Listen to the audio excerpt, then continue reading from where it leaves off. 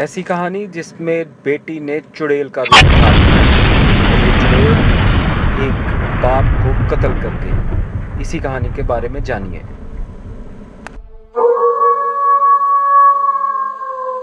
تقریباً ایک ماہ قبل کوٹ لکھپت کے علاقے میں نامعلوم ملزمان ارشد نامی شہری کو گردن میں فائر مار کر بے دردی سے قتل کر کے موقع سے فرار ہو گئے۔ یہ ایک اندھا قتل تھا جس میں ملزمان کے بارے میں کچھ علم نہ تھا۔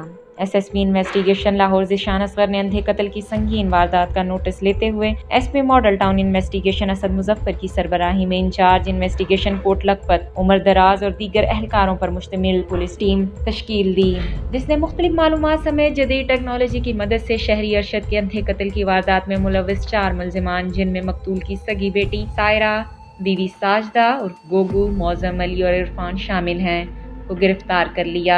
دوران تفتیش مقتول کی بیٹی سائرہ نے اعتراف جرم کرتے ہوئے بتایا کہ میں اپنی خالہ کے بیٹے معظم سے شادی کرنا چاہتی تھی، جبکہ میرے والد ارشد اس شادی کے سخت خلاف تھے۔ اس رنجش پر میں نے اپنے والد ارشد کو راستے سے ہٹانے کے لیے قتل کا بھیانک منصوبہ بنایا اور اپنی ماں ساجدہ کو بھی ساتھ ملا لیا۔ منصوبہ بندی کے مطابق میں نے اپنے والد کا پستول چوری کر کے اپنے آشنا معظم کو دیا، جس نے اپنے دوست عرفان کے ساتھ مل کر میرے والد ارشد کو گھر کے قریب ہی فائرنگ کر کے قتل کیا اور موقع سے فرار ہو گئے۔ پولیس اصل ملزمان تک نہ پہنچے، اس لیے ہم اس واردات کو دوران ڈکیتی مزاحمت پر قتل کرنے کا رنگ دینے کے لیے احتجاج وغیرہ کا ڈرامہ رچاتے رہے، لیکن بالآخر پولیس نے ہمیں گرفتار کر لیا۔ قتل کی اس لرزہ خیز واردات میں ملوث ملزمان کو گرفتار کر کے موٹر سائیکل اور پستول برآمد کر لیا گیا ہے۔ ملزمان اب قانون کی گرفت میں ہیں، جو